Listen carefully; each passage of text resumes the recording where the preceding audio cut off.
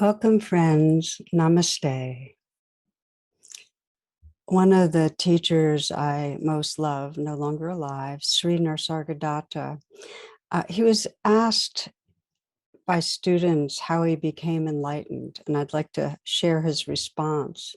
He said, "My guru told me that I am the ultimate source, the essence of all.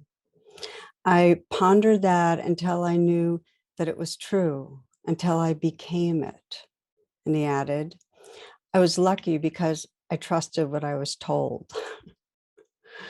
So it occurs to me that we could make this talk really short if you just decide you want to trust, trust that your true nature is luminous, loving awareness, the nature from which all creation springs. So, in a deep way, you wouldn't be listening if there weren't some wise place in you that intuited that there's a mystery beyond this apparent separate self. There's something infinitely larger. And I'm imagining for many, you've had glimpses, whether it's being with someone who's dying or during the quietness of meditation. Maybe you've journeyed with plant medicine. Maybe you've had moments of full loving where you had that realization, or awe at natural beauty, or maybe during a creative moment when you're in the zone, some sense of the sacred, of something beyond this egoic self. So I start with this as our theme for this reflection, which is really the flowering of awake awareness, realizing the truth of who we are beyond these changing bodies and minds. And this is part two. It's a second part of a series. And if you missed part one, don't worry. I'll give some context to help attune uh, in terms of where we're going. And I do encourage listening to part one. So before jumping in, a few words on how you might listen, the kind of attitude of listening to this talk. And for many, what we're touching on is not such familiar territory. It may feel difficult to understand, or parts even may feel disorienting. Especially, we'll be doing a few reflections. So I invite you to approach and engage with curiosity, with that kind of openness, just interest, and trust that even if you don't cognitively get it, the seeds are already in you. This is really about what we really are already, always. And so it'll have its own timing of what really resonates. And of course, if anything is confusing or disturbing, just let it go. Just keep what's useful.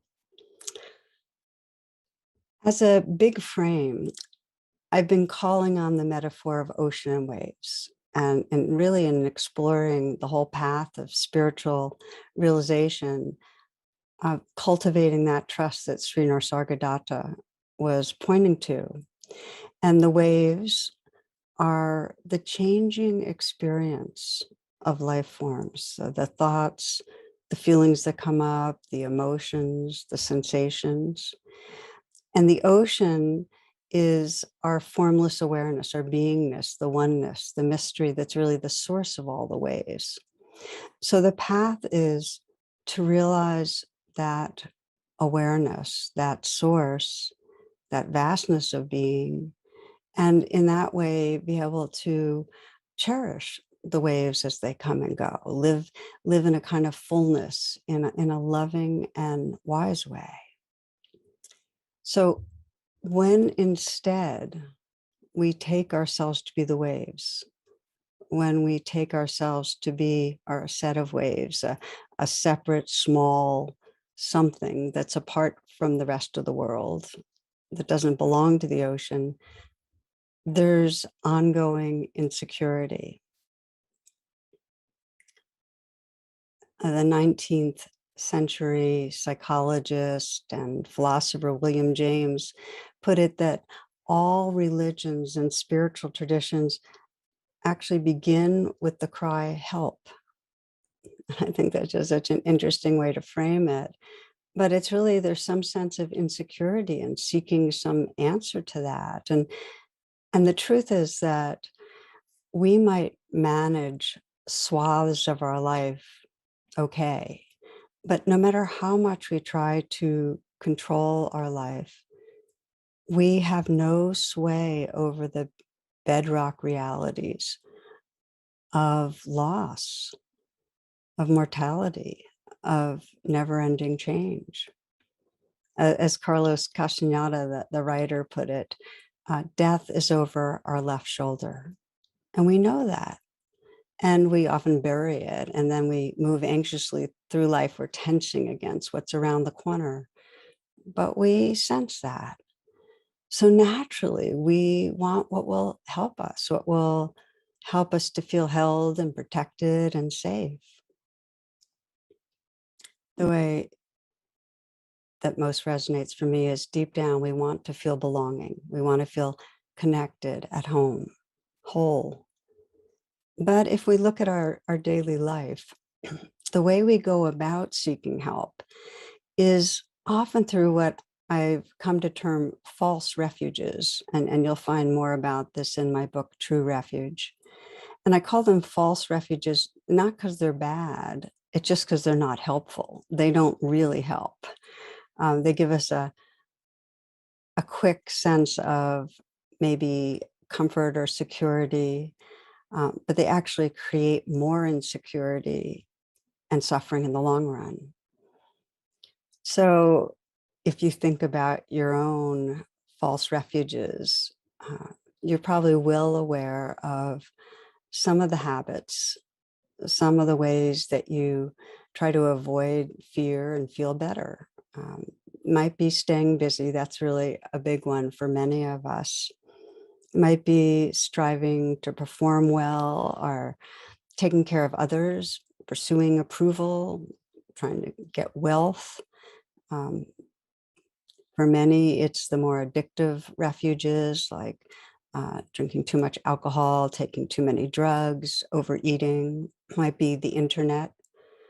For many, it's ways of distracting and entertaining. In one story, a man writes this. He says, working people frequently ask retired people what they do to make their days interesting. Well, for example, the other day, Mary, my wife, and I went into town and visited a shop. When we came out, there was a cop writing out parking ticket.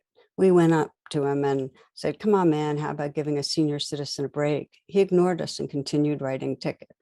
So I called him a jerk. He glared at me and started writing another ticket for having worn out tires. Mary called him a bonehead. He finished a second ticket and put it on the windshield with the first. He started writing more tickets. This went on for about 20 minutes. And the more we verbally abused him, the more tickets he wrote. Just then our bus arrived and we got on it and went home. We try to have a little fun each day now that we're retired. It's important at our age. So false refuges, trying to soothe, comfort, distract, find temporary pleasure. And I'll name one of the most insidious and pervasive, which is perfectionism.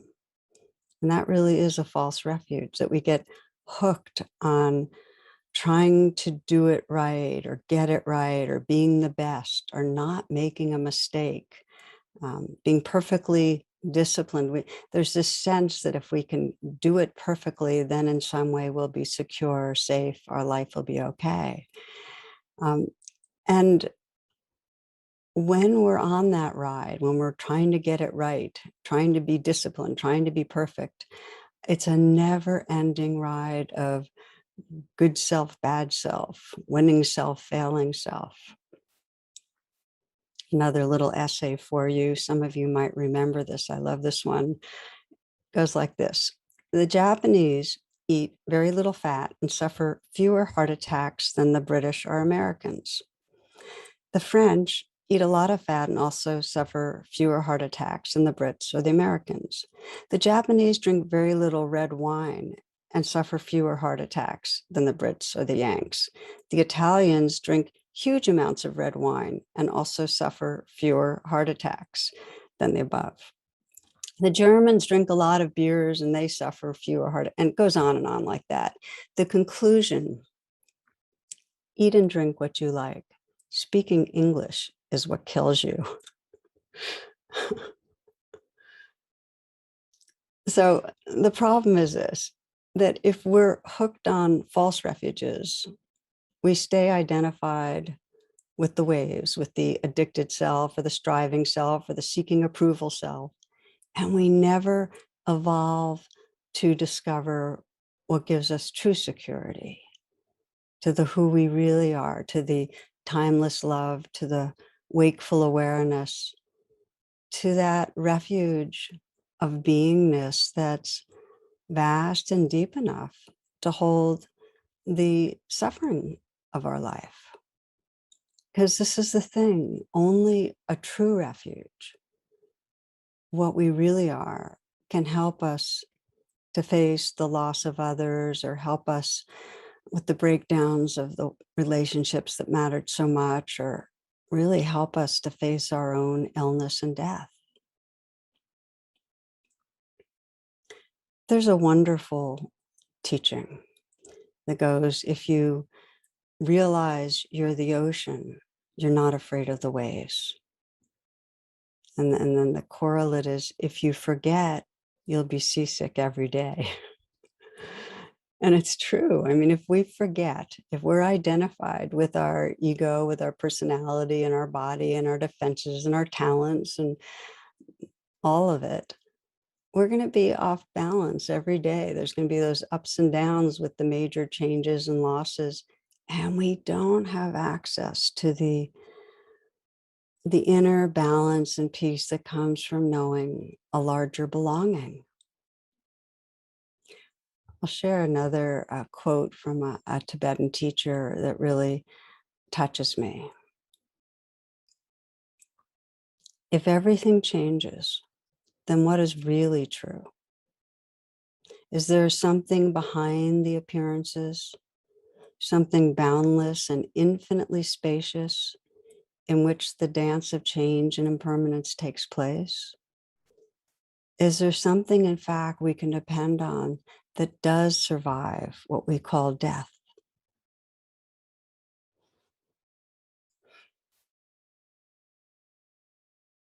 I find it really valuable to reflect that if I just have a few moments left to live, if right now I just have a few moments left to live, what would I most want to trust or experience or remember? And when I let myself go in that, really go in that, what is there, what I long for, what I want to trust, is a belonging to loving awareness, that this body mind that comes and goes is a wave in an ocean of loving awareness, that belonging to love. And it's just my language for what another might say, belonging to God or belonging to spirit or to the mystery. And you might sense for yourself and even reflect, just as I do and have, uh, if you just had a few moments left, if you just had a few moments to live, what would you most want to know? What would you want to trust and remember?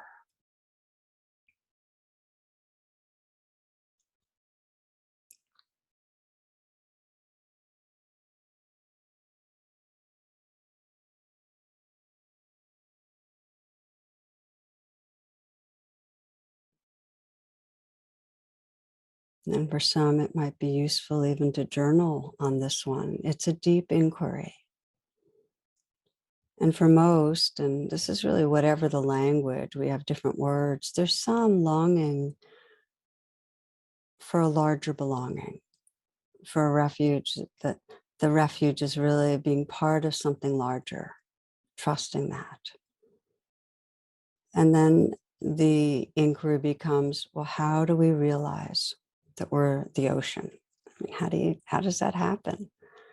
How do we come to trust that our true nature is that luminous, loving awareness? And in the last talk, in part one, I described that there are two pathways uh, that most spiritual paths in some way teach or talk about. And the first is what you might describe as bringing a mindful attention and kindness to the waves of our present experience. It's being present with what's here with kindness. And I frequently use the rain meditation because that's an example of how we can bring mindfulness and compassion to the waves of difficult emotions and thoughts. And in understanding how transformation works, like how does it work, this pathway of bringing presence to the waves? Let's say you are stuck feeling anxious. Okay. So there's a sense of an anxious, threatened self. And you, it might be that you sense it as a kind of stuckness. And I like the image of an ice cube, that there's this kind of contraction, strangling, a tight, a weight, a compression. And so what happens as we bring, let's call it the waters of rain to this ice cube? That happens when we bring mindfulness and kindness to this ice cube. Well, with RAIN, the acronym stands for recognizing, allowing, investigating, and nurturing. And when we bring those qualities of mindful and caring presence, we pour the water over the ice cube. What happens to an ice cube?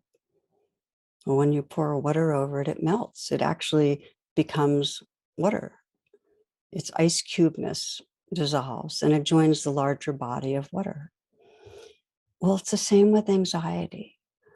When we rain on that tightness of anxiety, it becomes less stuck, and the energy in it can flow and rejoin the energy of your body, and you begin inhabiting a larger sense of being.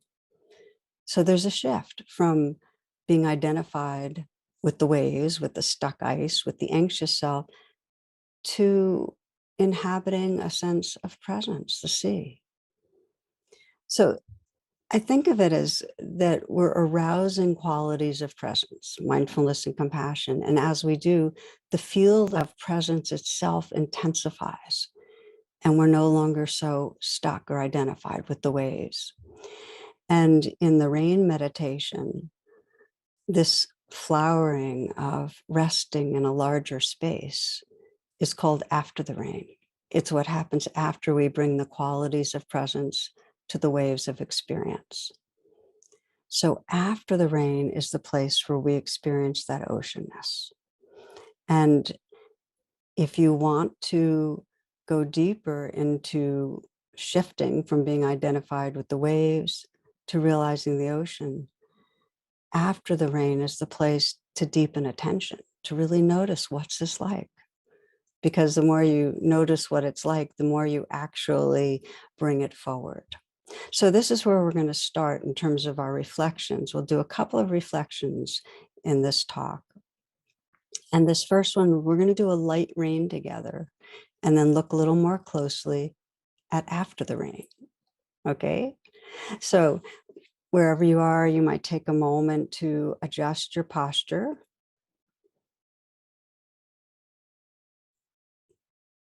The invitation is going to be to bring your attention inward. You might close your eyes or let your gaze be downcast. And take a few full breaths.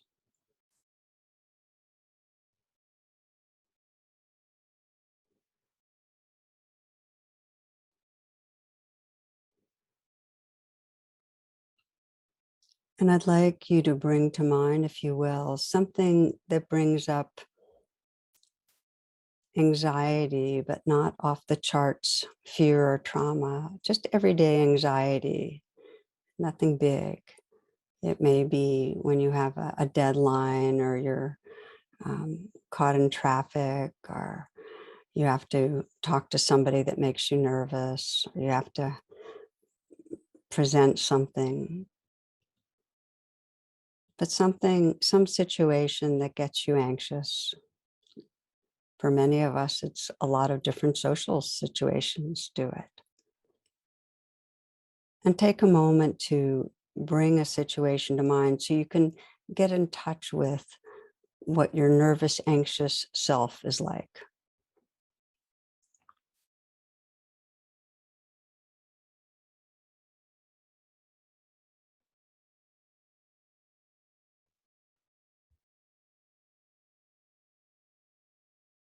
Noticing the part of the situation that most might trigger that anxiety, perhaps a fear that someone's going to judge you, that you'll be late, that there'll be consequences, whatever it is. And just check inside and sense, okay, so what's the anxious self like?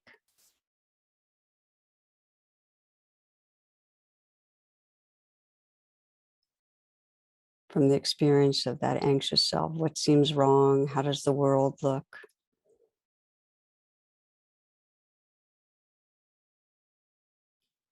How does that anxious self feel in relationship to other selves?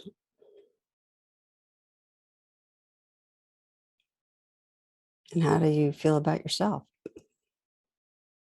Do you dislike your anxious self? Just notice all you can about the anxious self.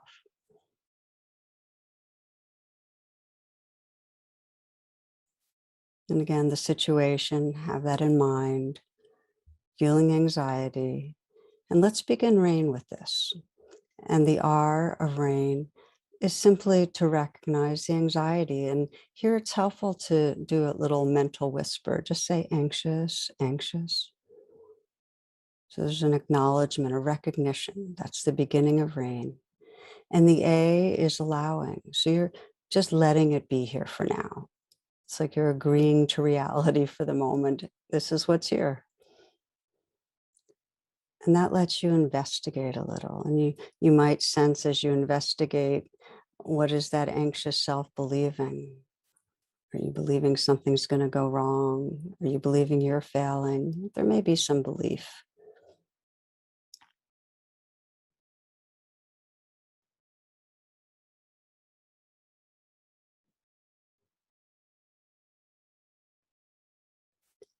And most important, when you're believing that and when you're anxious, what's it like in your body? And see if you can feel into where there's vulnerability. Just where your heart maybe is pounding or sore, where you feel maybe a clench in the chest, or maybe your gut is tight.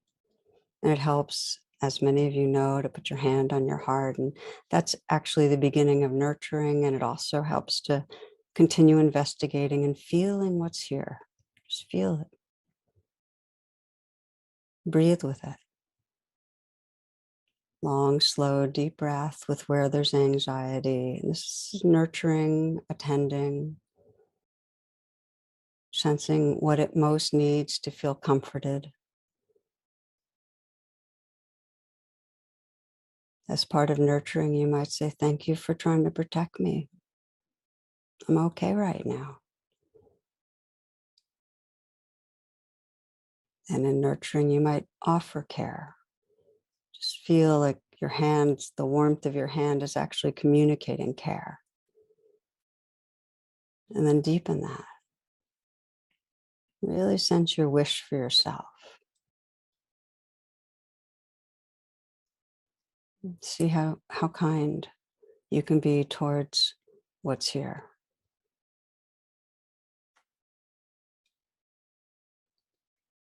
And if it's helpful, you might imagine a larger source of kindness, perhaps someone else that feels very loving to you. Or it might be something from the natural world that's, tree or another animal, a pet. You may feel a spiritual figure calling on that to just help bathe this vulnerable, anxious place with kindness and presence.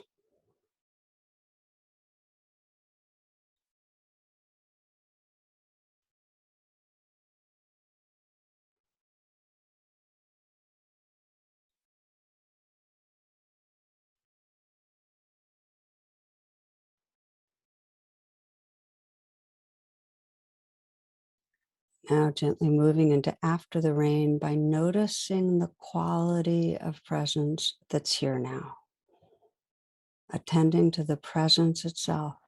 What's it like? Is there more spaciousness, more openness, more tenderness?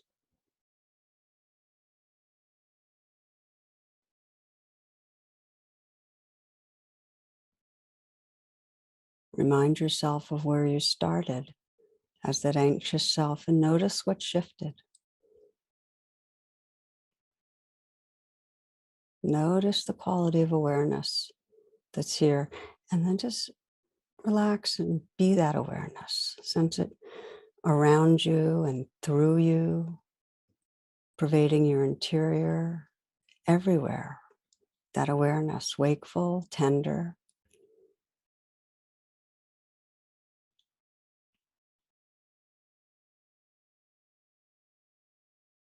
Just get familiar with it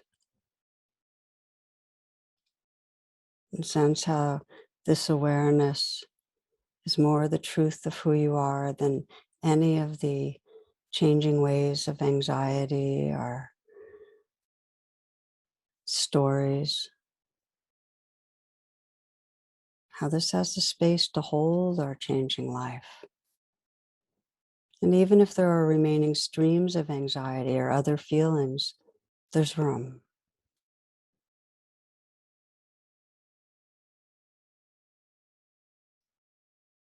You can bring yourself back at your own pace. It's fine if you want to continue listening with your eyes closed or if you want to journal some.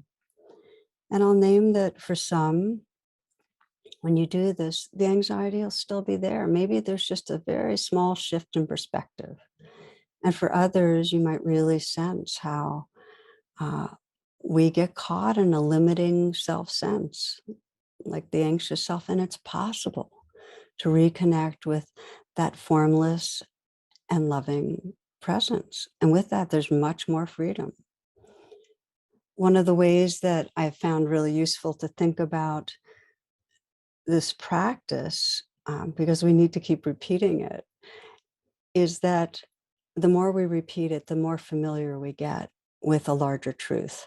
And there's a way that clothing was dyed. Some places in the world still dyed this way. If you imagine a vat of indigo dye and taking a white cloth and to dye it, you dip it into the vat and then you might rinse it and then let it dry a bit. And the first time you do it, uh, there may be just the palest blue. But if you keep dipping that cloth and going through the process into the vat of indigo dye, over time it absorbs the color and it becomes that rich, brilliant indigo that's so luminous and alive. And so it is with awareness that initially we practice bringing presence, bringing the mindfulness and care of rain to an experience where we're stuck, and we might just get a little bit of a sense of more spacious, but still we feel the, really caught in the feelings. But each time we do it, that the presence gets intensified. It becomes more full. It becomes more familiar. It becomes more stable. So we can trust it that this is more the truth of who we are. So there's a shift from states of feeling some sense of loving presence to it becoming a trait, really being home. Okay, so we're really talking about the first pathway of if you pay attention to the waves, you discover in them the oceanness. And that's we get to know that oceanness, get familiar. This leads us to the second pathway. And that is, and here the emphasis is, bring your attention directly to the ocean. And this pathway is possible really in the moments when we're not so lost in thoughts, when we're not emotionally reactive, when the mind is somewhat settled, where there's a little bit of space between thoughts. Because as I mentioned in the last talk, it doesn't serve to try to turn towards or inhabit the infinite field of awareness when the waves are strong. It becomes more of a bypass, like we're avoiding the waves, and that leads to dissociation. So if there's a lot of strong waves, we practice as we just did, bringing kindness and mindfulness to them. But if the waves are somewhat calm, you can start practicing turning towards awareness itself. Now, first off, it's important to acknowledge that looking towards awareness is not our habit. There's a Tibetan teacher, he took a large piece of paper and he posted it, and he drew it was big blank. He drew a tiny little V on it. And then he asked the students that were there, well, what is this? And everybody said it was a bird. And he said, it's the sky with a bird flying through it. The sky with a bird flying through it. And this speaks to the habit of our mind, which is we fixate on the bird, we fixate on the object, we fixate on our thoughts or the sounds or whatever's in the foreground, other people, on the forms, not on the background, on the formless quality of awareness, on spirit, on wholeness. So if I ask you, who are you? You might give your gender identity or sexual orientation or your age or ethnicity, your type of work, your race, you might talk about your parents, your partners, roles with people. Um, you might say, I'm a person who loves beauty or who has this talent, say athletics or art, or has that weakness. You get the idea. These are the kind of things that we might say when we say, who are you? As many of you know, I often refer to the story of the Golden Buddha, which was for centuries covered by plaster and clay until they discovered it was actually a solid gold Buddha. We identify with the covering, with the mask, with the persona, and we forget the gold that's shining through. We forget the light of presence. Let's take a little experiment here, another reflection. For the next 15 seconds, I'd like to invite you to try not to be aware. Okay, starting now, try not to be aware.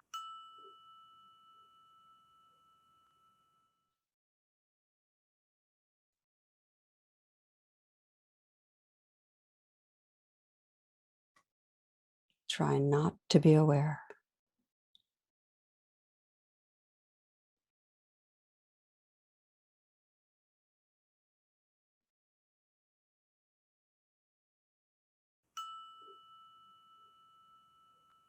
Okay, that's enough. Now, if I did a hand raise and said, how many of you were successful? Most of you wouldn't raise your hand. Some would, but most wouldn't. Now, again, just take a moment to pay attention. You might close your eyes or just go inward a little. And take a moment again to try not to be aware.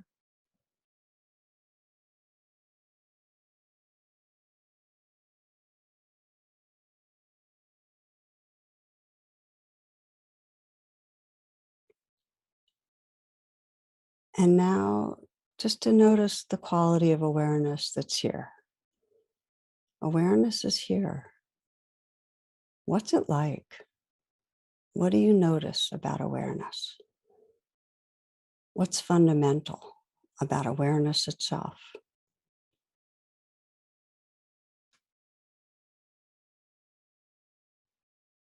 Can you sense that awareness is utterly open? There's no center, there's no boundary.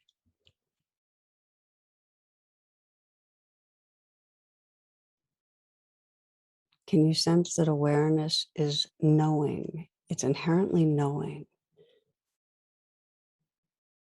cognizant.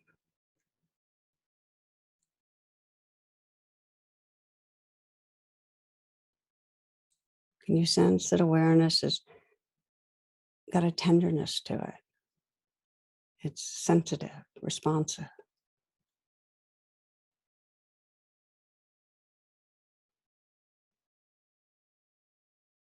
And can you sense that awareness is always already here?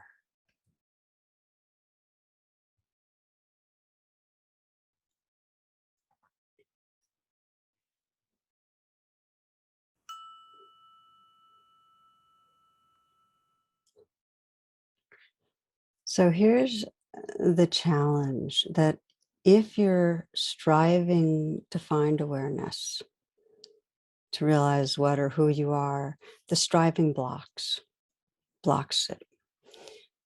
What'll happen is you'll generate an image or a story or an idea. You won't directly inhabit this formless reality. Another illustration that comes to mind, it's like being in a motorboat trying to get to calm waters, to a place of peace or stillness. But everywhere you go, the roar of the motor is there and it's stirring up more waves. And what's needed really is just to turn off the motor, to stop trying to get anywhere, just to be. It's already here. Just be. So the most basic approach to realizing the ocean, to realizing true nature, is letting go of control, not trying to get somewhere else. It's non-doing. It's a kind of surrendering presence. One of my favorite stories from the Buddhist teachings is about Ananda, who is the Buddha's cousin and most devoted disciple. And after the Buddha's death, there was a great council of enlightened beings that was planned, all the followers that were enlightened, but he wasn't entitled to attend because although he had worked at it strenuously for years, he was not yet considered enlightened. So at the evening of the council meeting, he was determined to practice vigorously all night, not stopping until he attained his goal. And all that happened, as you might imagine, is that he succeeded in exhausting himself, completely discouraging himself, not the slightest progress in despite of his efforts. So towards dawn, he just let go of the striving efforts and simply lay back to rest, no longer trying to get anywhere, just put his head back on the pillow. And in those moments became enlightened. So what freedom? It was not striving, it was a letting go, a letting be, a wakeful relaxing with. He just entrusted himself to the truth of beingness. Now, for decades, he had had a lot of training on how to be with the waves, how to quiet waves, and he needed that. But for the ultimate freedom and realization, stop doing. And that's always stayed with me. I remember some years ago, I found myself getting hooked in a way by these thoughts and impressions of in some way being important or special.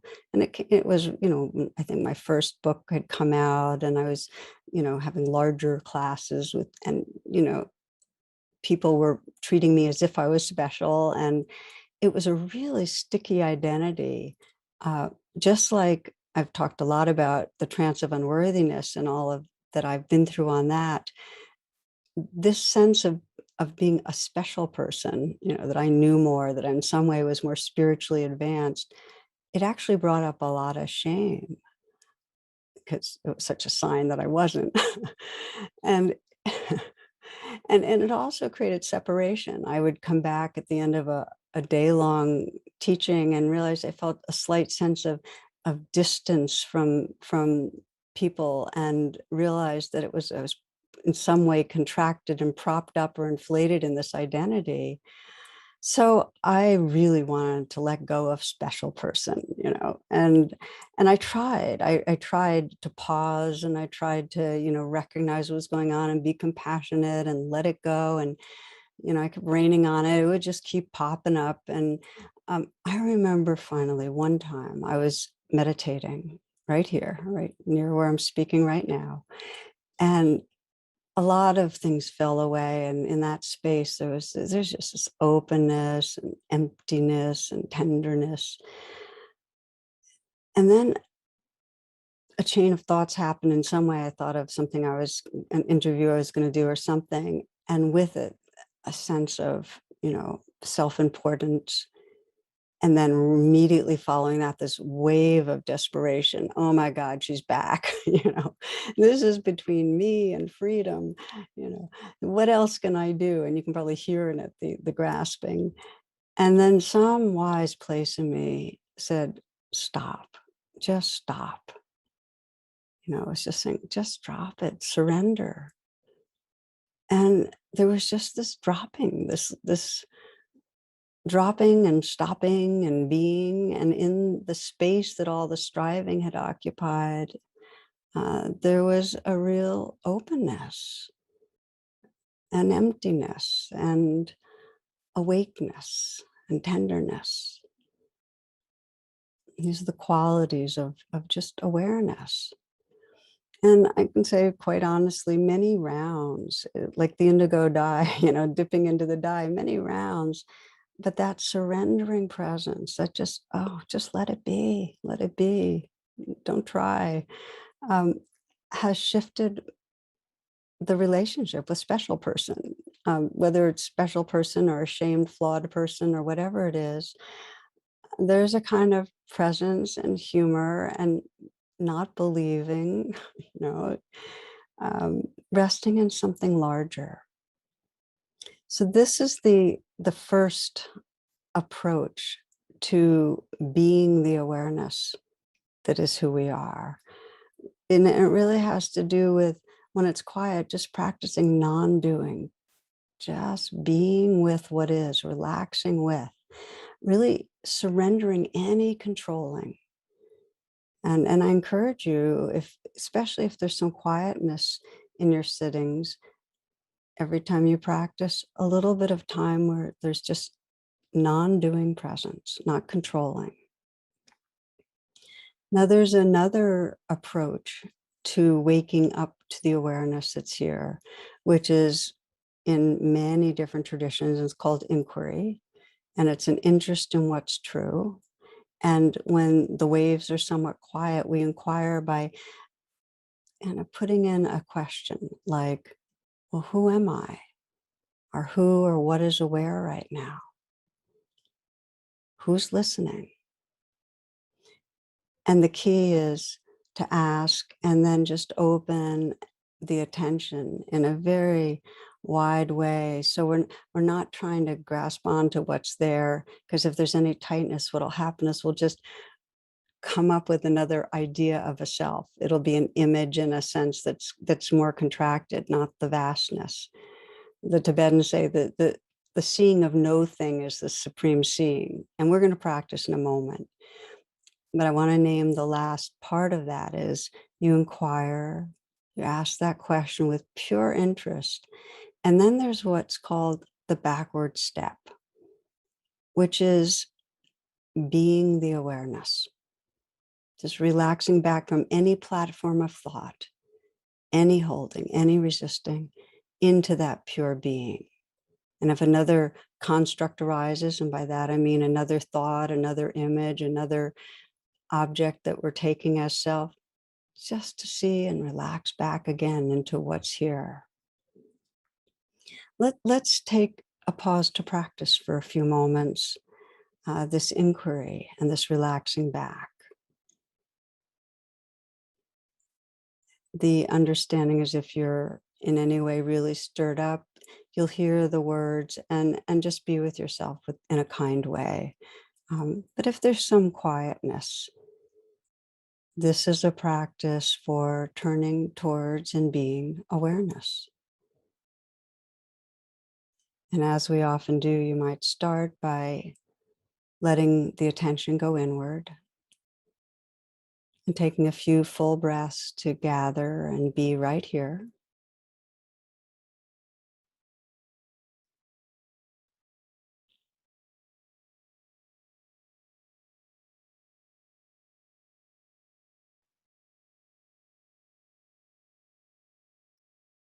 Let your senses be wide open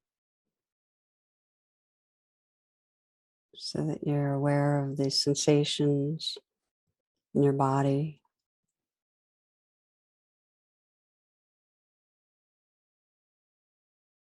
And with real receptivity, widen and listen to the sounds that are here, letting them wash through.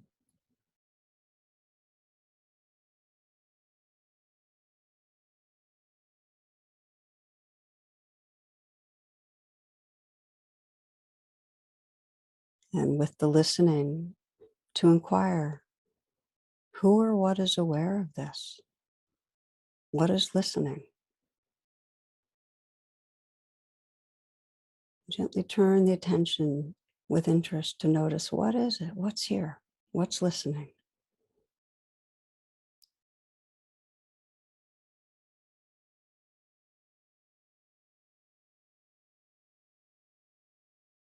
And with whatever's experienced, relax back and just be that.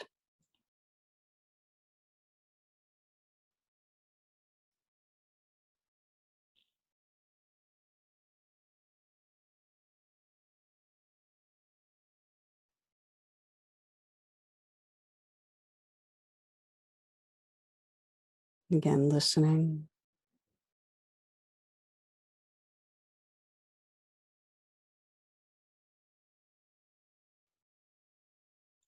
And the inquiry, who or what is listening right now?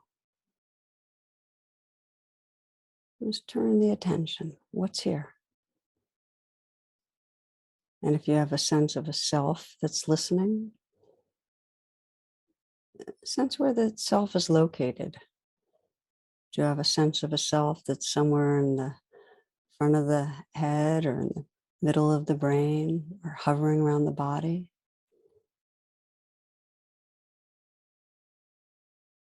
Just get a felt sense of that self. And then notice what is witnessing the self. What's knowing and witnessing that self?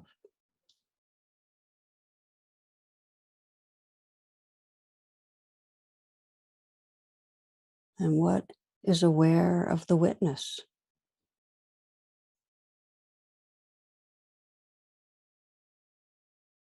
Sensing awareness through your whole being, around you, everywhere. Relax back, dissolve into.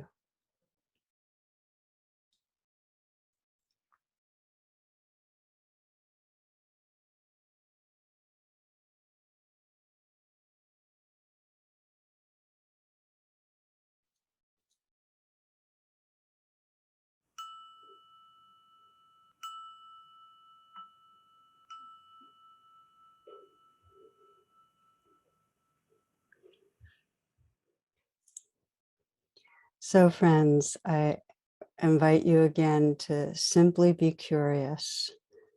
This is something you can practice anytime it gets quieter, sounds or sensations.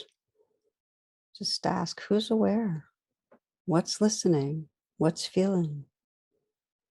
So these are the different ways that we can begin to become aware of our own beingness, of awareness, and then inhabit fully what we are, the non-doing, just non-doing, surrendering presence, that inquiry, really asking what's here, who's aware, and then that backward step of then being that. And a reminder that very, very common with inquiry when we say who's aware, that there's some part of us goes, well, me, of course, because it's such a deeply grooved habit to have an identification with a me. But then get curious. Well, where is that sense of self located? Is there a habit of sensing somewhere in the middle of the brain is really the center of who you are? And then, well, what's aware of that? What's witnessing that? And maybe you have a sense of a witness somewhere in front of you beaming down. And then what's aware of that witness? Begin to sense the light and the awareness that's just everywhere, inside you, around you, through you, everywhere. And then relax and be that.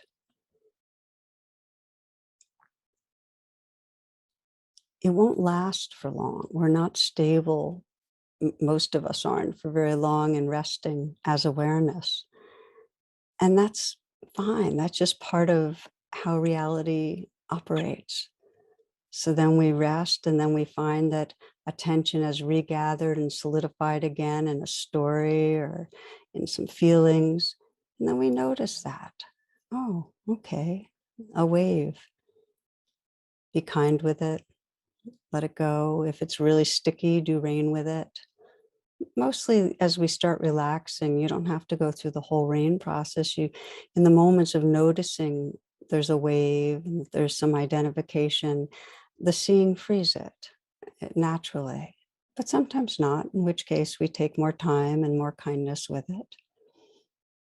And then when there's that freeing up, just sense the awareness that's here and be that awareness. The direct experience of awareness, like dipping into the indigo dye, the more you have that experience, the more you trust that that is more the truth of who you are than any of the habitual ways of thinking about yourself, any of the self definitions that actually have limited and confined your experience. Because there's a profound freedom that comes with recognizing what we are. There's a fearless heart. There's a not tensing against what's next anymore. We're free to live with wonder and clarity and care. Now, people often ask me, well, how can we operate without a sense of self? How will we even know what to do if we're identified and resting in this vastness? And just to say that the sense of self doesn't disappear. We still have the thoughts and the ego self and the wants and the fears. They're still there. We're just not identified. And when we're not identified and reactive to the waves, we're actually able to be far more spontaneous and intelligent and creative and compassionate in how we respond to whatever's going on in our lives. It's what the Zen masters called the appropriate response to life. There's a kind of intuitive grace in navigating.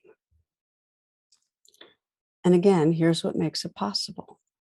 There's a wisdom in you that knows that the ego self, the body, the appearances, that's not the truth of who you are. The waves don't define, and that there's a larger beingness. It's a mystery, and yet it feels like home. And it's also the source of all beings, all of us, that it's that shared field that gives rise to all these forms. And when we're inhabiting that field of consciousness, there's a natural loving because everything is part of us. You're one with everything. I know one of my favorite reminders in the whole world from Sri Nargasata is this. He says, love tells me I'm everything. Wisdom tells me I'm nothing. And between the two, my life flows. Okay, final moments together. We'll just again pause. Let your attention Be right here. Become aware of what's arising, whatever waves are predominant, perhaps sensations in your body that call your attention, the feelings in the moment, and the sounds.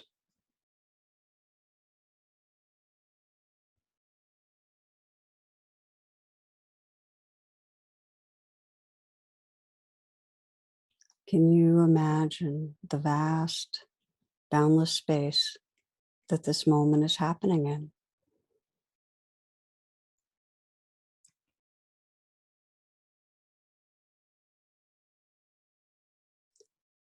Can you imagine the silence that's listening to sound?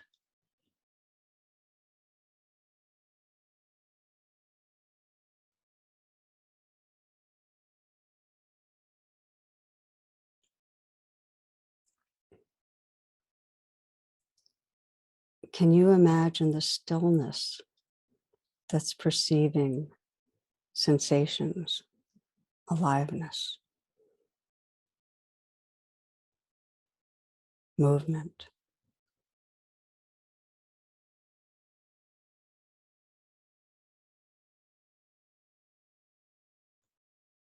And relax back. Just be that silence, that stillness, that pure being.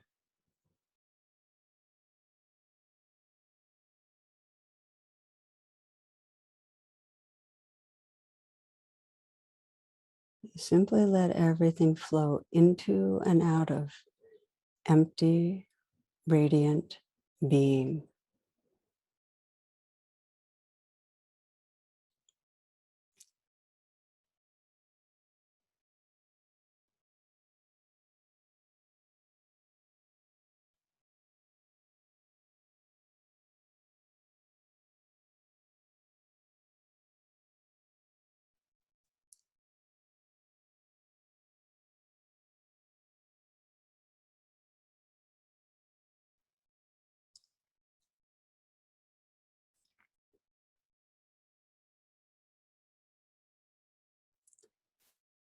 Love tells me I'm everything.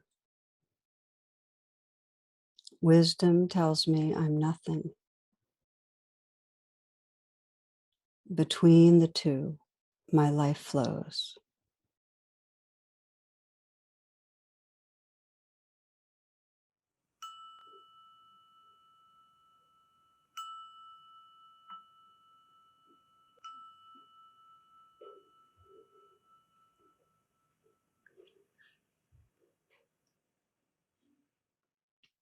Namaste and blessings, friends.